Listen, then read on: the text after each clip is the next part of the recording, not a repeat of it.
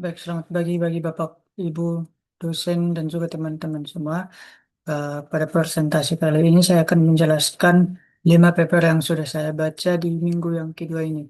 Kemudian saya akan menjelaskan bagaimana kelima paper tersebut saling berhubungan dengan konsep yang kita bahas yaitu active personas. Nah, secara garis besar, kelima paper ini membahas 5 hal yang berbeda, yaitu konsep active personas itu sendiri, kemudian generative AI, bagaimana memperoleh data dari manusia, permasalahan customer feedback dalam software development, dan yang terakhir, apakah pengguna persona pada LLM memang benar-benar meningkatkan performa AI.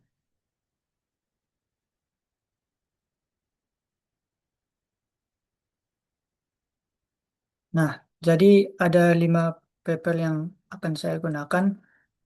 Paper pertama adalah Accelerating New Product Development, Efficient and Active Personas oleh Mary Sumari dan Henry Edison. Ini adalah paper utama yang memperkenalkan konsep active personas. Kemudian paper yang kedua adalah Generative AI for Software Practitioners oleh Christoph Ebert dan Panos Lauridas. Nah, paper ini membantu saya memahami kemampuan dan keterbatasan generatif AI dalam software engineering. Paper yang ketiga adalah Studying Software Engineers. Paper yang keempat adalah Towards Customer-Centric Software Development. Dan yang paper yang terakhir adalah dengan judul uh, When a Helpful Assistant is Not Really Helpful oleh Jeng dan juga rekan-rekannya.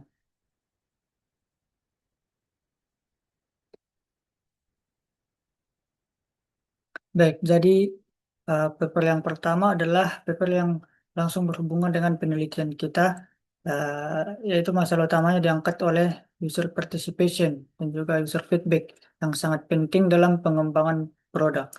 Nah, tetapi mendapatkan user yang cukup dan bersedia memberikan feedback secara terus-menerus itu sangat sulit dan juga memakan biaya. Karena itu, penulis mengusulkan konsep active personas. Nah, ini sudah kita bahas pada minggu sebelumnya, di mana bahwa active personas itu didefinisikan sebagai uh, fictional user yang dapat memberikan contextual feedback melalui interaksi yang dinamis dan juga multimodal, misalnya text, voice, image, dan juga bahkan video. Jadi, berbeda dengan persona biasa yang hanya berupa deskripsi tertulis mengenai user, aktif persona dapat melihat bersifat dinamis dan dapat berinteraksi dengan development team. Nah, tujuan akhirnya agar developer bisa melakukan eksperimen secara internal terlebih dahulu sebelum membawa prototipe kepada real user.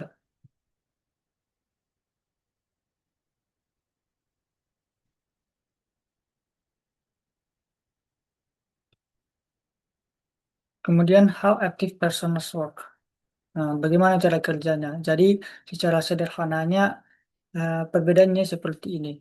Persona biasa itu memberikan gambaran mengenai siapa user kita, misalnya tujuan, motivasi, pain point, skill, dan juga environment.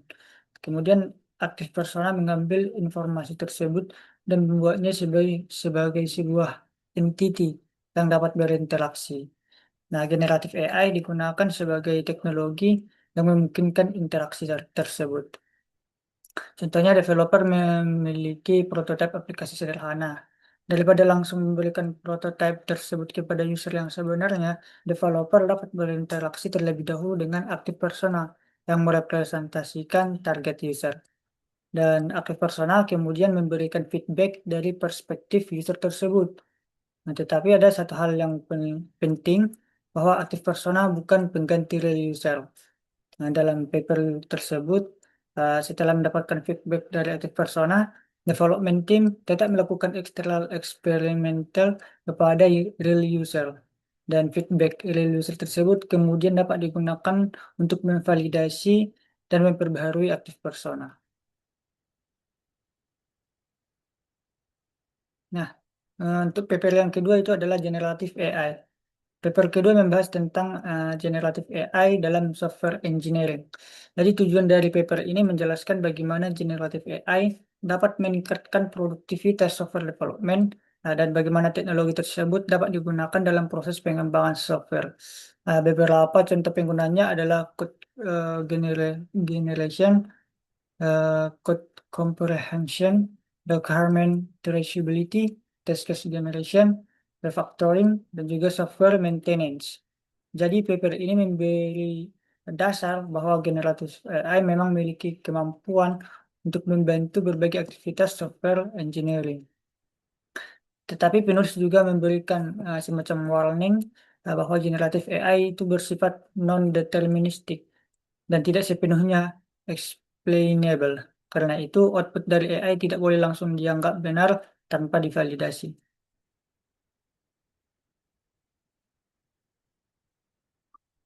Nah, untuk yang hubungan hubungan Gen AI dengan active personas, kalau hubungannya itu eh, cukup jelas bahwa active persona membutuhkan suatu mekanisme agar persona yang sebelumnya statis bisa memberikan respon secara dinamis. Tetapi paper kedua juga memberikan sebuah peringatan yang sangat penting ya bagi penelitian kita. Nah, kalau kita menggunakan Gen AI untuk menghasilkan feedback dari active persona, feedback tersebut tidak boleh langsung dianggap sebagai ground truth. Tetapi kita harus membutuhkan validasi untuk mengetahui apakah feedback yang diberikan active persona benar-benar relevan dengan user yang direpresentasikannya.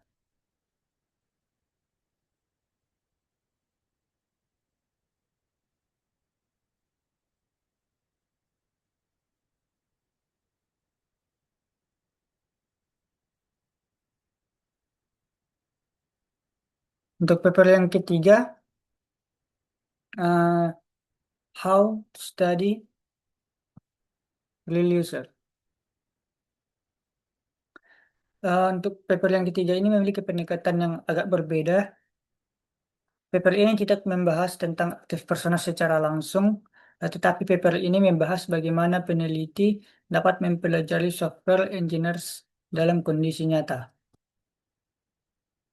Tujuannya adalah membuat taksonomi mengenai teknik pengumpulan data dan juga dalam software field studies. Nah, penulisnya membagi teknik berdasarkan tingkat keterlibatan manusia menjadi tiga bagian, yaitu first degree, eh, itu adalah kontak langsung dengan partisipan, misalnya interview atau brainstorming, observation. Kemudian second degree adalah observasi secara tidak langsung, dan third degree digunakan eh, menggunakan work artifacts, misalnya source code, documentation, database atau juga logs. Jadi pesan penting dari paper ini adalah kalau kita ingin memahami manusia, kita membutuhkan metode pengumpulan data yang tepat. Inilah yang disebut dengan eh, data collection.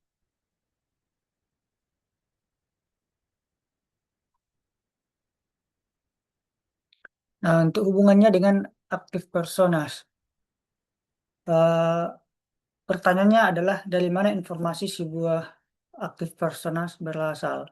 Jadi kita tidak seharusnya hanya membuat persona berdasarkan imajinasi kita. Nah, kita bisa menggunakan hasil interview, observation, data, documentation, dan sumber lainnya untuk membangun persona itu sendiri. Nah, paper ini menjelaskan bahwa pemilihan metode harus dimulai dari research goal, kemudian research question, dan baru menentukan teknik pengumpulan datanya. Paper ini juga menjelaskan bahwa pemilihan metode harus dimulai dari research goal, kemudian research question, eh, dan menentukan teknik pengumpulan data tadi. Jadi, paper ketiga ini memberikan dasar metodologis untuk grounding active persona pada data manusia yang nyata.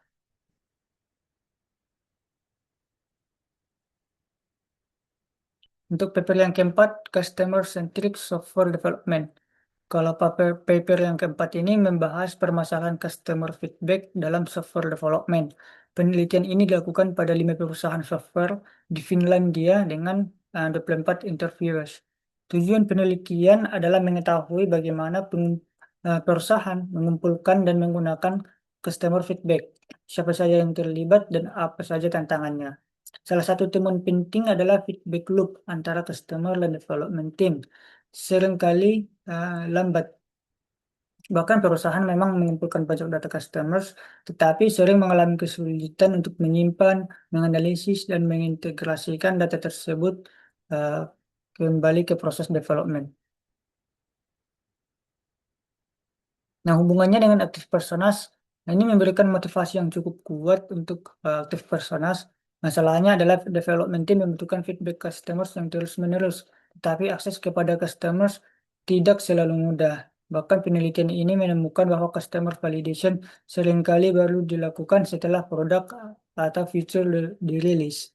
Nah, aktif persona kemudian menawarkan eh, kemungkinan untuk melakukan internal experimentation lebih awal atau sedang prosesnya. Jadi development team bisa mendapatkan feedback dan representasi user sebelum melakukan external validation.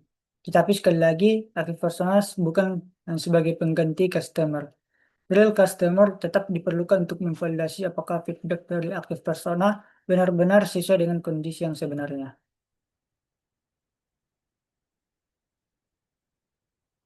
Untuk paper yang kelima itu adalah a helpful assistant. Nah, paper yang kelima ini menurut saya merupakan paper yang paling penting untuk memberikan sisi kritis terhadap penelitian active personas. Judulnya adalah When a Helpful Assistant is Not Really Helpful.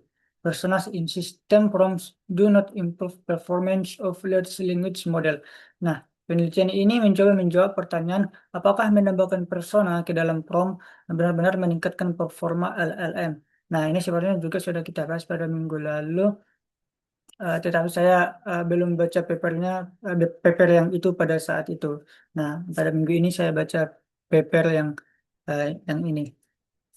Nah, jadi mereka melakukan eksperimen menggunakan 162 persona, 9 LLM open source dari 4 model families dan 2.410 factual question. Nah, hasilnya cukup menarik bahwa secara umum menambahkan persona tidak meningkatkan performa dibandingkan kondisi tanpa persona. Bahkan ada beberapa kondisi performanya itu bisa menurun atau terbatasi.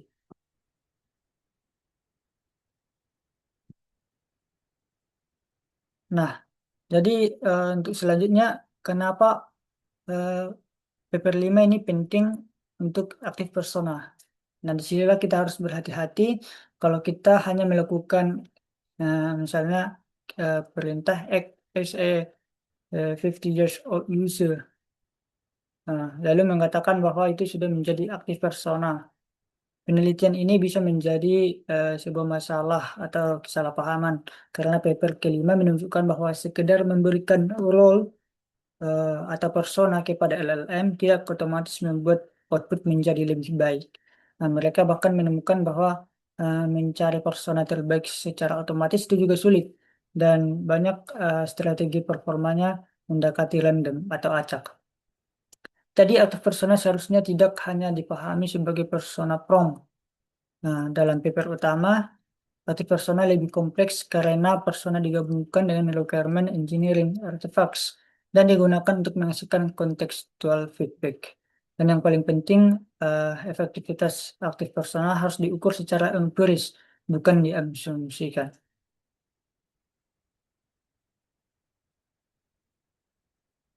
Nah, kemudian di sini how the five papers connect. Ini memang pasti berhubungan karena kelima paper yang saya sudah baca ini menjadi terasa seperti sebuah alur. Nah, paper keempat itu menunjukkan problemnya customer feedback yang penting tetapi sulit diperoleh secara kontinu. Paper yang ketiga memberikan cara memperoleh evidence tentang manusia melalui berbagai metode data collection. Kemudian dari evidence tersebut kita bisa membangun persona. Paper yang pertama ya, kemudian mengusulkan bagaimana persona tersebut dapat dibuat menjadi aktif persona yang dapat berinteraksi. Paper yang kedua menjelaskan bahwa generative AI dapat menjadi teknologi untuk membuat interaksi tersebut menjadi dinamis. Dan paper yang kelima, ini yang memberikan critical evaluation. Kita tidak boleh menganggap bahwa persona otomatis membuat AI lebih baik. Jadi kelima paper ini sebenarnya membentuk suatu rantai. yang saling berhubungan.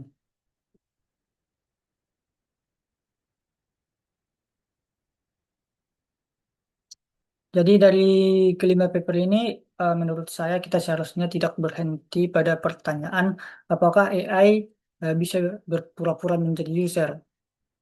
Kita harus melihat aktif persona itu sebagai sebuah sistem. Pertama, kita membutuhkan data mengenai real users. Kemudian, data tersebut digunakan untuk membangun persona yang grounded. Ketiga, persona digunakan sebagai konteks bagi Gen AI. Dan yang keempat, aktif persona digunakan untuk memberikan feedback terhadap prototype, requirement, atau software.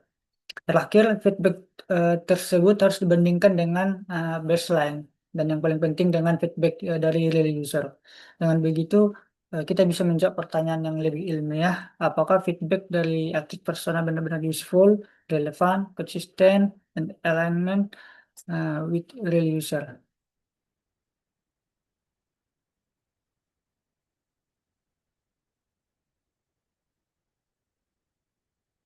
Jadi kesimpulan eh, yang saya ambil dari kelima paper yang sudah saya baca di minggu yang kedua ini bahwa aktif persona bukan hanya AI yang diberikan sebuah role, tetapi aktif persona merupakan konsep untuk mengubah static user representation menjadi dynamic source of user feedback.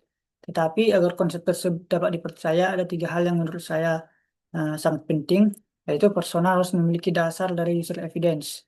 Yang kedua, Gen AI digunakan sebagai intellection mechanism, bukan sebagai bukti bahwa feedback tersebut benar.